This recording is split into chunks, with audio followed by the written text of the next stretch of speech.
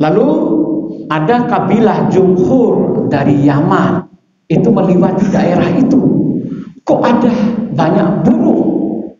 Kalau banyak burung berarti ada mata air. Lalu mereka mendekat, ternyata ada mata air, yaitu Jam-Jam. Mereka minta izin kepada Siti Hajar agar mereka tinggal di daerah itu. Maka jadilah penduduk Bakkah itu selain Siti Hajar dan Ismail ada orang-orang Jumhur. Lalu salah satu dari putri Jumhur itu dikawini oleh Ismail alaihissalam.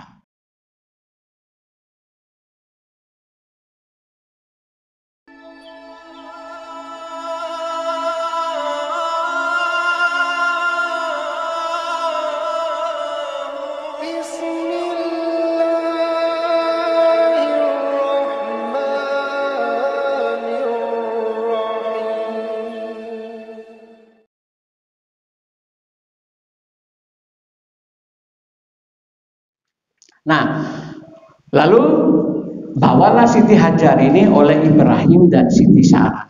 Dikala berumur sekian itu, maka Siti Sarah menyatakan, kawinilah Siti Hajar itu. Kawinilah. Lalu dikawini oleh Nabiullah Ibrahim alaihissalam. Tetapi setelah Ibrahim kawin dengan Siti Hajar, maka Sarah mulai ada kecemburuan. Karena perhatian Nabiullah Ibrahim tidak hanya bertumpu kepada Siti Sarah, tapi juga bertumpu kepada Siti Hajar. Nah, karena selalu dicemburuin oleh Siti Sarah, maka Siti Hajar selalu mengeluh kepada Tuhan. Dia setiap bermalam mengadu kepada Tuhan. Maka datanglah Jibril memberitahu, jangan khawatir bahwa dari keturunanmu nanti akan lahir manusia-manusia yang terbanyak. Tuhan mendengar. Maka berilah nama anakmu Ismail. Jadi Ismail itu Tuhan mendengar, yaitu keluh kesah Siti Hajar.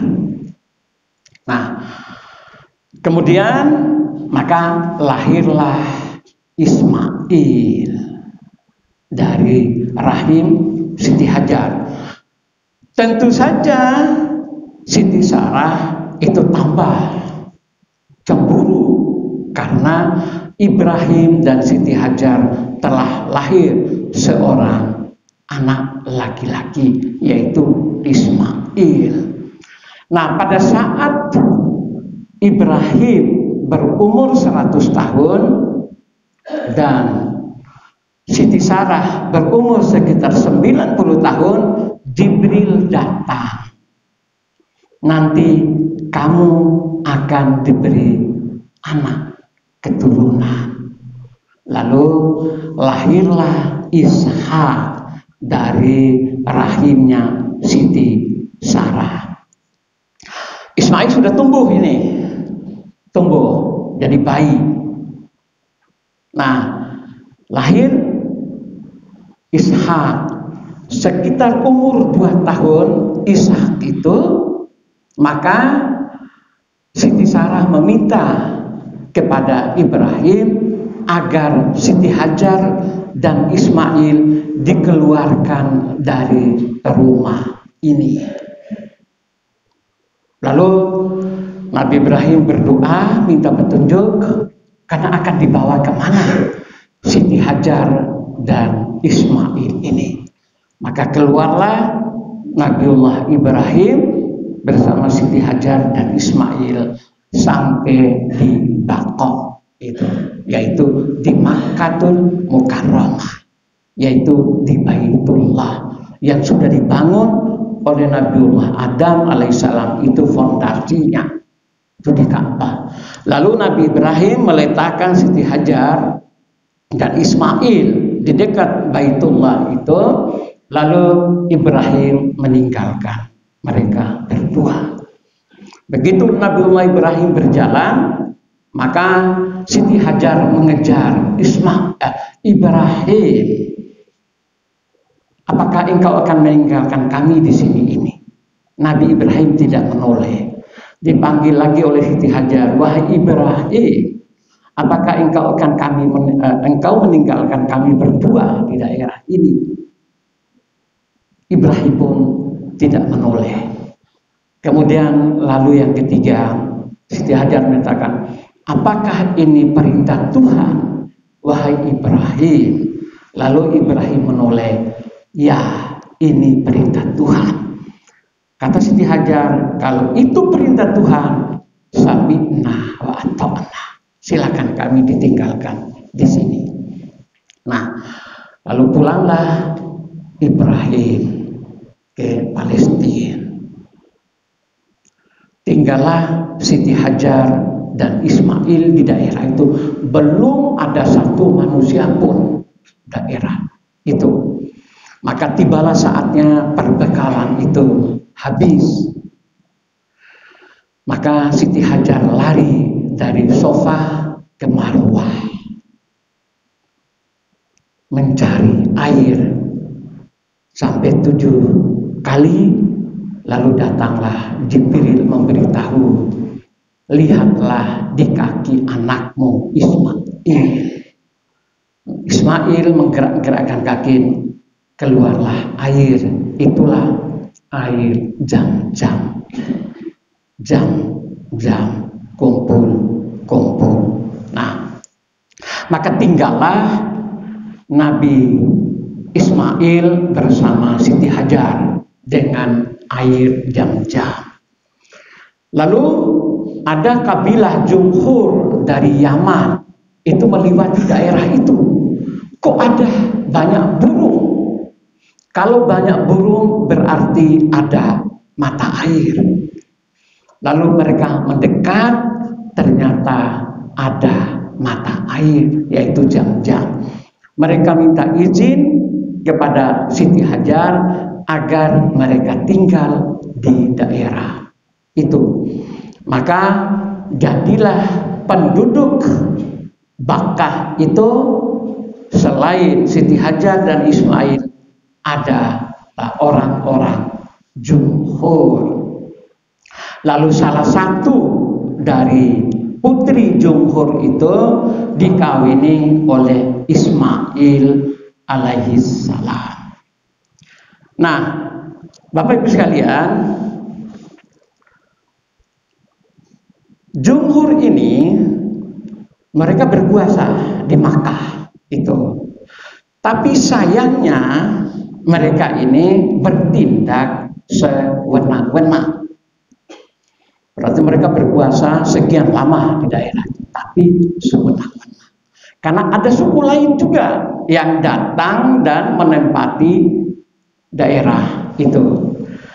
Karena itu maka suku Jumhur ini lalu diusir oleh suku-suku yang lain. Diusir. Nah, karena Jumhur itu sakit hati, maka lalu mereka menimbun air Zam-Zam itu.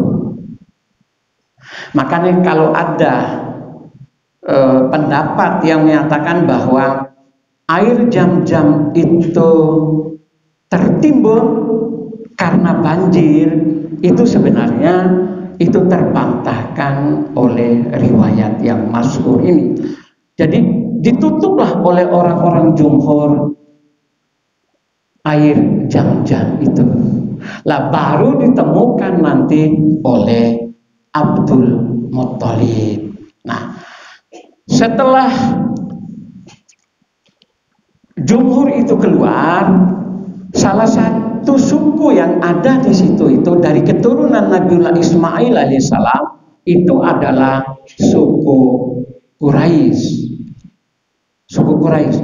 Nah, salah satu tokoh suku Quraisy itu bernama Qusay. Nah, Qusay ini, Qusay bin Kilab, lalu meminta kepada seluruh keluarganya agar pindah ke Makkah. Qusay. Lalu keluarga-keluarga Qusay, yaitu suku Quraisy itu berpindah ke Makkah. Jadilah Makkah itu di bawah kendali suku Quraisy, yaitu diawali dari Qusay bin Kilab. Lah, Qusay itu punya putra namanya Abdul Manaf. Lah, Abdul Manaf ini adalah orang yang hebat. Kemudian Abdul Manaf melahirkan Hasim bin Abdul Manaf. Nah, Hasim ini inilah orang yang menemukan jalur perdagangan antara Makkah dan Yaman, Makkah dan Syam, yang disinggung oleh surat Al-Quraisy, li'ila fi Quraisyin ila fihim rihlatas sita'i was shayf falyabudu rabb hadzal baitil ladzi at'amahum min ju' wa amanahum min khauf. Karena kebiasaan orang-orang Quraisy, yaitu mereka yang melakukan perjalanan pada musim dingin dan musim panas. Kalau pada musim panas itu mereka ke Yaman, kalau pada musim dingin itu mereka ke Syam dan Palestina. Lah, Hasim ini, Hasim itu kemudian kawin dengan Saibah. Saibah itu adalah penguasa Hazrah di Madinah. Tapi dia minta agar tetap hidup di Madinah, walaupun Hasim itu tinggal di Makkah, diizinkan. Nah, Hasim itu punya saudara namanya Muttalib. Hasim dikala melakukan perdagangan ke Palestina, Hasim bin Abdul Manaf itu meninggal di Palestina, yaitu di daerah Gaza sekarang, meninggal. Nah, setelah Hasim meninggal, berarti ada kekosongan kekuasaan di Makkah. Kekosongan kekuasaan. Maka Muttalib, saudara dari Hasim tadi, tahu bahwa Hasim ini punya anak yang tinggal di Madinah. Maka dari situ Muttalib itu datang ke Madinah mengajak anak putra dari Hasim ini agar pindah ke Makkah. Singkat cerita, lalu dibawalah oleh Muttalib ini, seorang anak muda ini, untuk datang ke Makkah. Nah, orang-orang Makkah melihat bahwa Abdul Muttalib membawa seorang pemuda, maka mereka menyebutnya Abdul Muttalib, budaknya Muttalib. Itulah menjadi kakeknya Rasulullah itu, yaitu Abdul Muttalib. Jadi orang-orang Quraisy, orang Makkah mengira bahwa itu budaknya Muttalib, saudara dari Hasim tadi. Maka Muttalib menyatakan ini adalah putranya Hasim, tapi sudah kadung dipanggil menjadi Abdul Muttalib. Jadilah kakek Rasulullah itu dipanggil dengan nama Abdul Muttalib. Nah, Abdul Muttalib itu melahirkan Abdullah. Nah, itu ya memang cerita ini kan panjang ya. Nah, lalu Abdul Muttalib ini salah satu putranya itu Abdullah. Abdullah itu dikawinkan dengan Siti Aminah, keturunan bangsawan Quraisy. Nah, lalu dari Abdullah dan Aminah inilah lahirlah Rasulullah Shallallahu Alaihi Wasallam. Jadi dari sisi keturunan memang Rasulullah SAW itu adalah dari keturunan mulia dan